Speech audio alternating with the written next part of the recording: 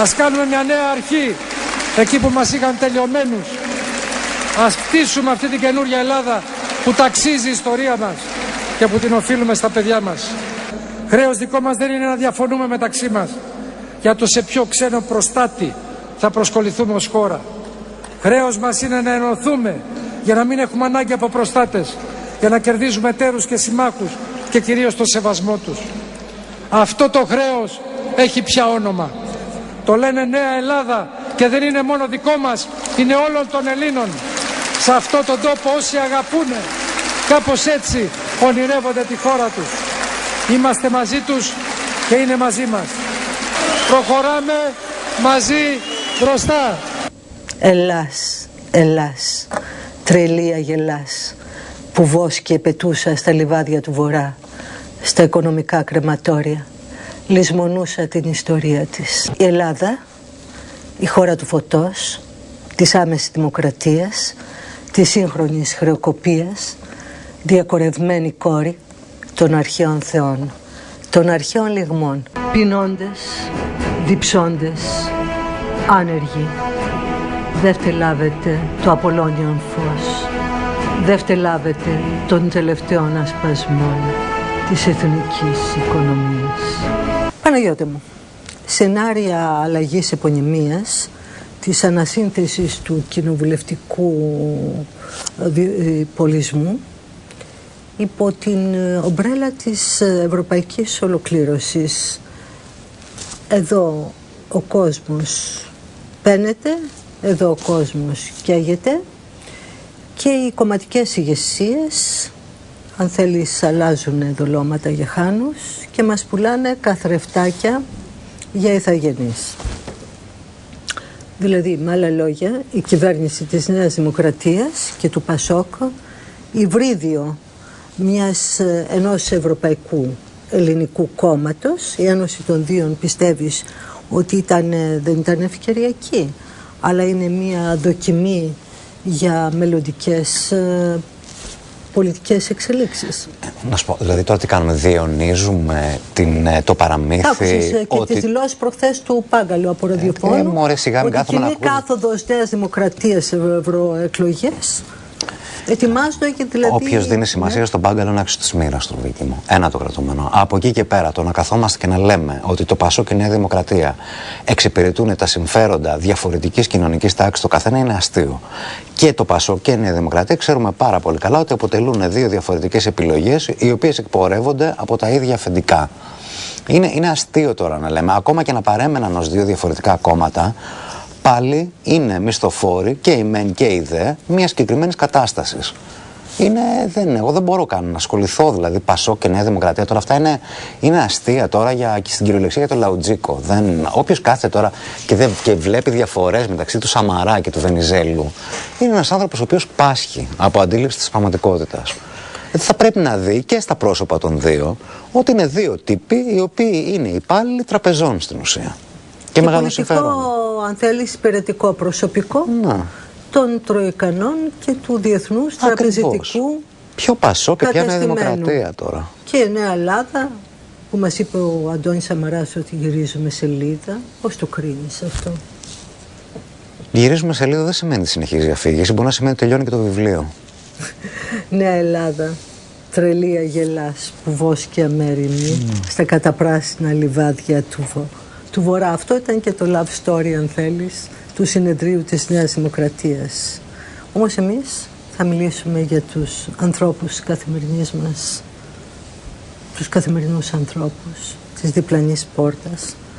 Άνθρωποι μόνοι, σπουδαίοι άνθρωποι, υποσημειώσεις στην καθημερινότητα, αγγελτήρια θανάτου, αριθμοί σε τραπεζικούς λογαριασμούς, κουκιά ψηφοφόροι μπροστά στην κάλπη, άνθρωποι σπουδαίοι, αλλά μόνοι.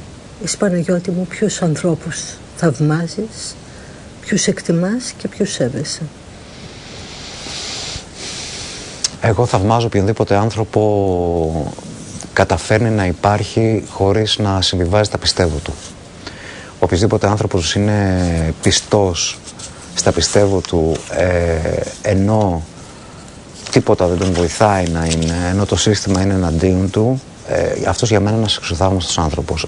Και σε δεύτερο πλάνο θαυμάζω όλους εκείνους οι οποίοι έμπρακτα κάνουν κάτι για να απαλύνουν τον πόνο του διπλανού της στην καθημερινότητα. Δηλαδή μια νοσοκόμα που μένει μια ώρα παραπάνω δίπλα σε έναν άρρωστο, μια κυρία που ταΐζει αδέσποτα στη γειτονιά, κάποιον ο οποίος αφήνει ανώνυμα ένα κουτί με τρόφιμα έξω από την πόρτα μιας φτωχής οικογένειας. Αυτούς τους ανθρώπους θαυμάζω.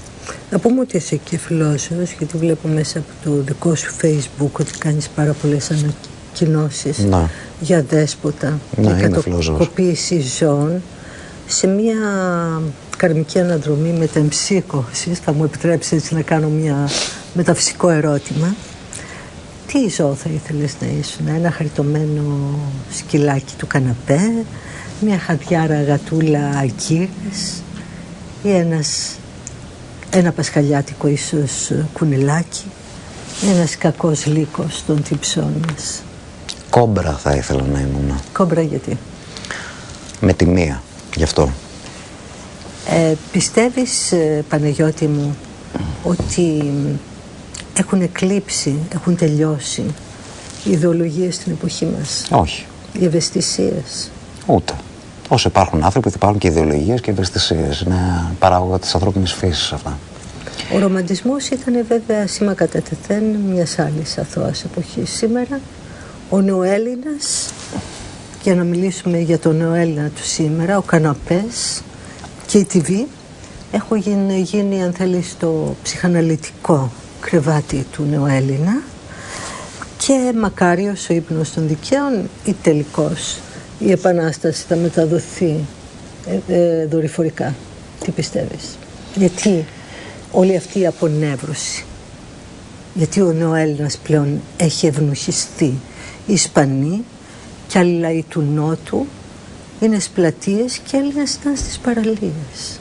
Πώς το εξηγείς αυτό το φαινόμενο της απονεύρωσης? Δεν νομίζω ότι είναι απονεύρωση. Εγώ πιστεύω ότι οι Έλληνες πιθανόν και έχουν συνειδητοποιήσει ότι αυτή η κατάσταση δεν ανατρέπεται με κανέναν άλλο τρόπο πέραν από τη βία ή εξέγερση. Από τη στιγμή που είναι αποφασισμένοι να μην προβούν σε βία ή εξέγερση, πάνε στην παραλία. Τι άλλες επιλογές έχουν? Εσύ δηλαδή πιστεύεις αυτή την θεωρία των άκρων? Όχι βέβαια. Δεν πιστεύεις? Αστεία αυτή τη θεωρία αυτά, ναι, των άκρων? Πιστεύεις ότι θα έχουμε κάποια στιγμή, βεβαίως ανθρωπιστική κρίση έχουμε, θα έχουμε κοινωνική έκρηξη, θα έχουμε με τον τρίτο εμφύλιο, με μια έκρηξη κοινωνική με εμφυλιοπολεμικές διαστάσεις? Κοίταξε, εμφύλιος πόλεμος δεν είναι απαραίτητα αυτά τα γραφικά που θυμόμαστε από την προηγούμενη φορά που η χώρα είχε πέσει με τέτοια κατάσταση, με τα κονσερβοκούτια και τους βουλουχιώτες και το ένα και το άλλο. Εμφύλιος πόλεμος μπορεί να γίνει και γίνεται αυτή τη στιγμή ήδη σε πάρα πολλά επίπεδα. Δηλαδή, όταν υπάρχει μια τεράστια μάζα του λαού, τουλάχιστον το 40% που δεν ψηφίζει, και άλλο ένα 20% που καταψηφίζει, που θεωρεί τους πολιτικούς που μας διοικούν γελίους απατεώνες, ήδη αυτό το πράγμα ιδεολογικά είναι ένας εμφύλιος πόλεμος, έτσι. Τώρα, κατά πόσον αυτό το πράγμα θα περάσει σε πράξεις βίας, οπότε θα έχουμε πια και μια πολεμική, εμφυλοπολεμική σύραξη, αν θέλεις. Τώρα προφήτης εγώ δεν είμαι. Εξαρτάται κατά πόσον θα διαχειριστεί η εξουσία το λαό, ώστε να μπορεί να το συντηρεί με τα ελάχιστα, να τον καταπιέζει μέγιστα και να τον διατηρεί σε αυτή την κατάσταση μεταξύ σοκ και αποχάβνωσης που τον διατηρεί αυτή τη στιγμή. Παναγιώτη, διαβάζοντας κανείς την αρθρογραφία σου, θα σταθώ ειδικά σε μια πολύ αιχμηρή απάντηση που έδωσες προς τη Λιβάνη, που έγραψες για τη Λιβάνη, για το θάνατο του νέου, για το εισιτήριο του 1 € και 40 λεπτών που τον αποκάλεσε τσαμπατζή. Και διερωτάται κανείς, μήπως τελικά είμαστε οι λαθρεπιβάτες της ζωής? Είμαστε λαθρεπιβάτες της ζωής. Ξέρεις, δεν πλήρωσε κανείς εισιτήριο για να μπει. Ούτε το επέλεξε καν, να σου πω στην ουσία. Όμοιροι είμαστε, θύματα απαγωγής της ζωής, θα έλεγα ότι είμαστε. Τώρα, όσον αφορά την κυρία Διβάνη, η απάντηση που της έδωσα δεν ήταν επί προσωπικού. Επί προσωπικού ήταν μια υποσημείωση, γιατί έκανε εκείνη μια αναφορά σε μένα έμεσα. Αλλά επί ιδεολογικής βάσης, Ήθελα να τραβήξω μια κόκκινη γραμμή που λέμε απέναντι στην κάστα που εκπροσωπεί η κυρία Διβάνη και να της εξηγήσω ότι σε απλά ελληνικά, κοίτα να δεις κουκλίτσα μου, τα πράγματα έχουν γίνει πάρα πολύ σοβαρά. Δεν μπορεί εσύ να χτενίζεις τα μαλάκια σου και να κάνεις προπαγανδίτσα υπέρ όλης αυτής της κατάστασης και να ειρωνεύεσαι και να κάνεις πλακίτσα. Θα αρχίσουν να πέφτουν χοντρές μάπες, τουλάχιστον σε λεκτικό επίπεδο. Αυτό ήθελα να της εξηγήσω. Ότι και σε εκείνη και σε όλο αυτό το πράγμα το οποίο εκπροσωπεί, ότι η περίοδος που υπήρχε περιθώριο για εξαποστάσεως ειρωνίες, για διαπραγματεύσεις, για έτσι αλλιώς και αλλιώτικα, τελείωσε. Δεν υπάρχει αυτό το περιθώριο πια. Και καλό θα να το καταλάβει η κυρία Διβάνη, να το καταλάβουν και οι συνάδελφοί της και όλοι αυτοί τέλος πάντων. Οι κρατικοδοί. Είχε μεγάλη ανταπόκριση αυτή η αιχμηρή σου απάντηση. Είχε μεγάλη ανταπόκριση. Υποθέτω ότι την είχε τη μεγάλη. Όπως έχουν και όλα, αν θέλεις, τα επαναστατικά σου άρθρα από τους φαν σου. Ξέρεις τι, δεν είναι επαναστατικό το να πεις αυτό το πράγμα στη Διβάνη και στην κάθε. Είναι ρεαλιστικό. Είναι μια έκκληση στην νομιμότητα. Ακριβώς. Διότι εδώ στην Ελλάδα δεν είναι μόνο απούσα η πολιτεία, έχουμε και την απουσία της ισονομίας. Αλλά τελικά, τι πιστεύεις ότι ήθελε να πει η κυρία Πανεπιστημιακός?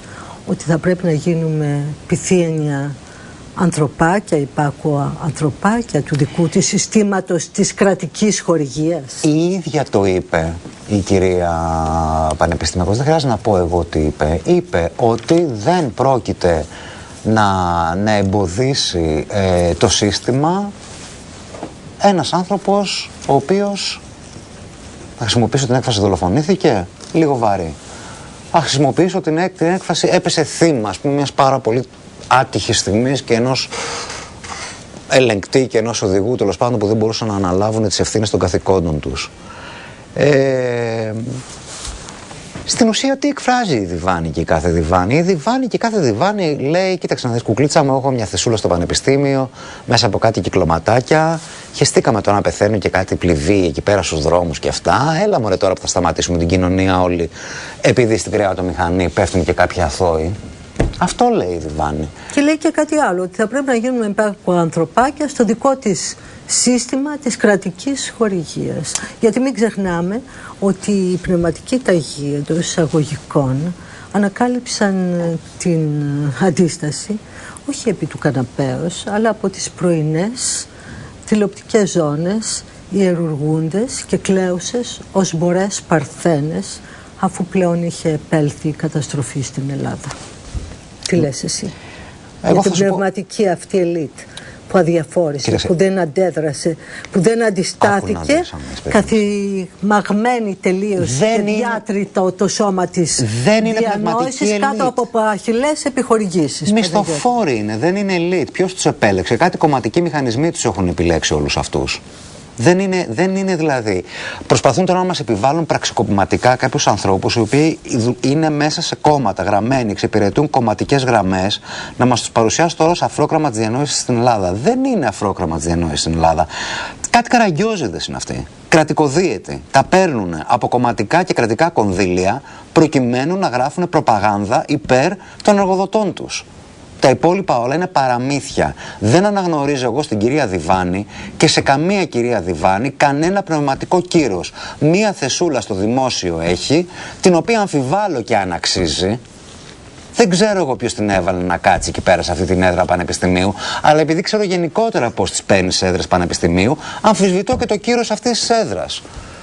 Δεν μπορεί αυτοί οι άνθρωποι να νομίζουν ότι επειδή αλληλοναρχισεύονται μεταξύ τους το κυκλωματάκι τους και υπνοτίζουν ένας τον άλλον, ότι έχουν το ίδιο κύρος έξω από τη δική τους την κλίκα. Και εκεί πέρα είναι που σοκάρονται όλοι αυτοί. Όταν πάνε να πουλήσουν το παραμυθάκι με το οποίο να τροφοδοτούν το κύκλωμά τους, πάνε να το πουλήσουν λίγο παραέξω και βγαίνουν διάφοροι, όχι μόνο εγώ. Και λένε: κάτσε κουκλίτσα μου εκεί πέρα τώρα να παίρνεις το μιστουλάκο σου και βούλωστο. Μη μου πουλάς και μούρι. Και όσον αφορά όλους τους υπόλοιπους της παρέας αυτής συγκεκριμένης, το παίζουν συγγραφείς, το παίζουν διανοούμενοι, τίποτα δεν είναι. Κουρέλια είναι. Τα βιβλία τους δεν διαβάζονται, κάτι σκουπίδια, κάτι παραφιλολογίες του κόλλου. Και όμως βραβεύονται. Από ποιους βραβεύονται? Από τους ομοίους τους. Και θεωρούνται ως η πλέον επιφανής πνευματική ταγή αυτού του τόπου. Για ανθρώπους όμως οι οποίοι δεν έχουν την παραμικρή μόρφωση να κρίνουν. Δηλαδή, σοβαρό βιβλίο είναι ο Μπαλζάκ, ο Χάιντεγκερ. Ο Χέρσε, ο Τόμας Μαν. Η κλασική, νεοκλασική και κάποιες σύγχρονες. Ναι, ακόμα και σύγχρονοι. Δεν είναι εκεί. Τώρα να κάθομαι δηλαδή να διαβάζω τώρα τα Τσόπλου, δηλαδή πλάκα μας κάνουν και διβάνι. Είναι δυνατόν ποτέ αυτά τα πράγματα να θεωρούνται σοβαρά πνευματικά έργα απέναντι στα οποία πρέπει να εκφράζουμε σεβασμό? Τι οριοθετούν όλοι αυτοί? Απολύτως τίποτα. Να περάσουμε, Παναγιώτη μου, σε μια άλλη μεγάλη κυρία, θεατρική κριτικό, την οποία εγώ προσωπικά εκτιμώ πάρα πολύ, η οποία ως άλλη Μητσοτάκης των social media κατακρεούργησε το μύθο της Μελίνας. Πιστεύεις ότι απέδωσε την ιστορική αλήθεια? Κοιτάξτε, δεν μπορώ να ξέρω. Εγώ ήμουν πιτσιρίκι όταν η Μελίνα. Μιλάω για την δήλωσή της τώρα. Όσον αφορά... Θες να μου θυμίσεις λίγο ακριβώς τη δήλωση? Δεν το παρακολουθούσα. Η δήλωση της Μελίνας ότι ήταν μια τάλαντη και τα λοιπά. Η Ροζίτα Σόκο, αν δεν Καλά, θυμίσαι. δεν νομίζω ότι κανένας θαύμαζε τη Μελίνα ιδιαίτερα για την υποκριτική της δυνότητα. Δηλαδή η Μελίνα ήταν κάτι παραπάνω και πέρα από ηθοποιός, αν θέλεις. Τώρα να καθόμαστε να κρίνουμε τη Μελίνα με κριτήρια Μέριλ Στριπ δεν έχει και κανένα ιδιαίτερο νόημα. Οπότε κατά κάποιο τρόπο η μεγάλη θεατρική κριτικός Ροζίτα Σόκο έχει αποκαταστήσει την αλήθεια, πρία τάλαντης και τα λοιπά. Μα ούτως ή άλλως, άμα κάτσεις και το καλοσκεφτείς τώρα, η καριέρα της Μελίνας ως ηθοποιός πόσο ήταν? 2-3 ταινίες. Ως πολιτικός. Και ως πολιτικό την έκρινε. Πολιτικό. Καλά, τώρα είναι φεδρά τώρα. Η Μελίνα ως πολιτικός ήταν εντάξει τώρα, για γέλια. Κυρίες και κύριοι, όσο υπάρχουν άνθρωποι της διπλανής πόρτας, αξιοπρεπείς, όσο υπάρχουν συνάδελφοι και συνάνθρωποι οι οποίοι αγωνίζονται για τις ιδεολογίες τους, όσο η πολύβοη πόλη γεμίζει πληγές, αστέγους, ασθενούντες, οδηπόρους και αυτοκτονούντες, τότε ο αντίρωας Παναγιώτης Χατζηστεφάνου υπερίπταται ως αυτού του κοινωνικού ιστού, ως ο εκδικητής Σούπερμαν. Αυτό είναι και το προκλητικό ερώτημα ενός τηλεθεατή, Παναγιώτη μου. Έλα βρε Βίκη μου τώρα, εντάξει, ωραία τα λες, αλλά στην πραγματικότητα τίποτα. Ένας μεσήλικας κυρίουλης είμαι με ένα πληκτρολόγιο τώρα, τα υπόλοιπα περισσεύουν και το ξέρεις. Μήπως, Παναγιώτη μου, όση ώρα έτσι κουβεντιάζουμε, έχουμε αυτή τη μεγάλη χαρά και τιμή να συμφιλοξενούμε στην πόλη των παραισθήσεων, αναρωτιέμαι, μήπως τελικά είσαι ακόμα ένα παιδί, το οποίο παιδί αυτό εξοργίζεται, επαναστατεί, αγανακτεί και θέλει όλα τα παιχνίδια δικά του? Όχι, δεν τα θέλω όλα τα παιχνίδια δικά μου, γιατί αν ήθελα όλα τα παιχνίδια δικά μου δεν θα ακολουθούσα αυτή την τακτική. Εντάξει, δεν είμαι τόσο χαζός στο να νομίζω ότι με αυτή την τακτική πρόκειται να αποκτήσω ποτέ τα παιχνίδια. Το αν είμαι παιδί, τώρα είναι αστείο να λέω ότι είμαι παιδί στα 46 μου. Να παλιμπεδίζω πιθανόν. Να δεχτώ την πιθανότητα ότι παλιμπεδίζω. Από την άλλη μεριά, όποιος παρακολουθεί τον λόγο μου, δεν νομίζω ότι βρίσκει την αφέλεια, την αθωότητα που έχει ένα παιδί απέναντι στην πραγματικότητα. Ο λόγος μου είναι μάλλον συνειδητός γύρω από πράγματα τα οποία είναι σαρκαστικός και δραστικός, θα έλεγα εγώ. Θέλω να μιλήσουμε, να μου στείλεις ένα μήνυμα. Η Συρία χορεύοντας με τους λύκους, ο Αρμαγεδόν που έρχεται, ποιος είναι ο ρόλος της κόκκινης αρκούδας, παιχνίδια εξουσίας και των αγορών, και ο παντόπτης οφθαλμός του σιωνισμού ως τα πάνθωρα μας προβοκάρει. Θέλεις να σου μιλήσω τώρα για το συριακό ζήτημα?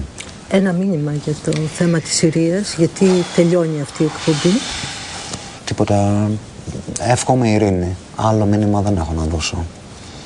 Το να προβώ τώρα σε αναλύσεις αυτής της κατάστασης είναι τόσο περίπλοκη. Όχι, για σε αναλύσεις είπαμε ένα μήνυμα αυτή την κατάσταση. Εύχομαι να υπάρξει μια ειρηνική επίλυση της όλης κατάστασης εκεί πέρα, ώστε τα αθώα θύματα αυτής. Είναι απελπιστική η κατάσταση τώρα στη Συρία, έτσι. Δεν είναι ένα παιχνιδάκι μακιαβελικό σαλονιού. Είναι... Δεν ξέρω αν το παρακολουθείς. Το παρακολουθώ από πολύ στενά και έχουμε κάνει και πάρα πολλές εκπομπές. Είναι το παιχνίδι της εξουσίας, γεωστρατηγικών παίγνιων, γεωστρατηγικό πολιτικό. Κλείνοντας λοιπόν αυτή την εκπομπή, πώς θα κατέβεις τελικά ως υποψήφιος στις επόμενες εκλογές? Έχεις ένα πολύ μεγάλο ρεύμα. Λες να το κάνω, εσύ τι με συμβουλεύεις? Εσύ θα μου πεις. Τι σκέφτεσαι? Προτιμώ να κάνω ένα πραξικόπημα. Δεν θες να με δεις δικτάτορα? Εσύ τα κρίνεις. Εγώ προτιμώ δικτάτορας. Κυρίες και κύριοι, ο Παναγιώτης Χατζηστεφάνου δεν πολιτεύεται, δεν εκπορνεύεται ιδεολογικά, ακτιβιστής, διεθνιστής, διανοητής, ο προβοκάτορας των εθνικών μας θλίψεων, ο Παναγιώτη μου, ο ακροβάτης στο μεγάλο τσίρκο της θλίψης μας. Χειροκροτήματα παρακαλώ. Ευχαριστούμε Παναγιώτη. Εγώ σε ευχαριστώ, Βίκη μου. Να πέσει η αυλαία με το βίντεο.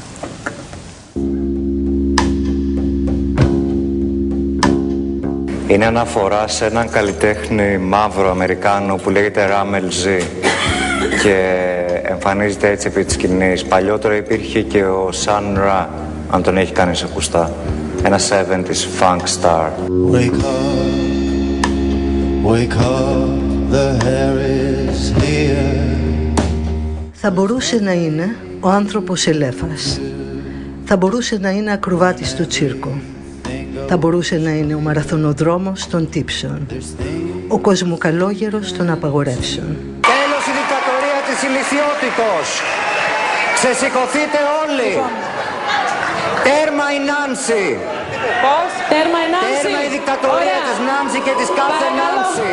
Θα μπορούσε να είναι ο Σιωμάρτης, σύγχρονος Ρασπούτιν, αλλά είναι τόσο ευαίσθητος, τόσο ποιητικός, για να εξουσιάζει το μεγάλο μας ύπνο. Λευτεριά στην Τσετσενία και στο Γιώργο Μοναστηριώτη. Τέλος στον πόλεμο στο Ιράκ. Μόνος στο δάσος των εμπριστών βαδίζει ο Παναγιώτης Χατζηστεφάνου, φορώντας την στολή της θλίψεώς του, τις ενοχές της αποστράπτουσας γοητείας του, με ένα αγριοπερίστερο για βλέμμα, με ένα φωτοστέφανο οσιομάρτυρος και μια σάβρα για πόρπη. Χαίρομαι που προκαλώ την προσοχή των άλλων. Αυτός είναι ο σκοπός μου, να δημιουργώ εντυπώσεις και εικόνες. Μόνος αναρριχάται στα χαλάσματα, σαν κλέφτης του αμαρτωλού ύπνου μας, σε μια γυραλαία πόλη. Ο καθηγητής της σχολής είναι μεγάλη προσωπικότης. Ναι, και? Είναι από τα πιο avant-garde πρόσωπα της πόλης. Ναι. Ίσως ένας τέτοιος τύπος θα είναι ο ιδανικός εραστής μιας Ελλάδας που μας πληγώνει. Αντιηρωικός, ο εθνικός προβοκάτορας των μεγάλων μας θλίψεων. Βλαχάρα μόρφωτη τελευταία. Αν γράφουν τα νέα του ψαροδού, να μην το πεις. Αλλά αν γράφουν οι New York Times, Τίποτα άλλο. να το πεις. Κόλαση, κόλαση το πεστόρι, κόλαση. Πιάσει η New York Times στα χέρια σου. Πάμε, σώστε με. Το ελληνικό τραγούδι με τους ρουβάδες. Γελαία. Εθνικό σύνθημα, επίκαιρο όσο ποτέ. Εθνική βλαχάρα γεια σου, εθνική Ελλάδος γεια σου. Βλαχάρα μόρφωτη τελευταία. Αν γράφουν τα νέα.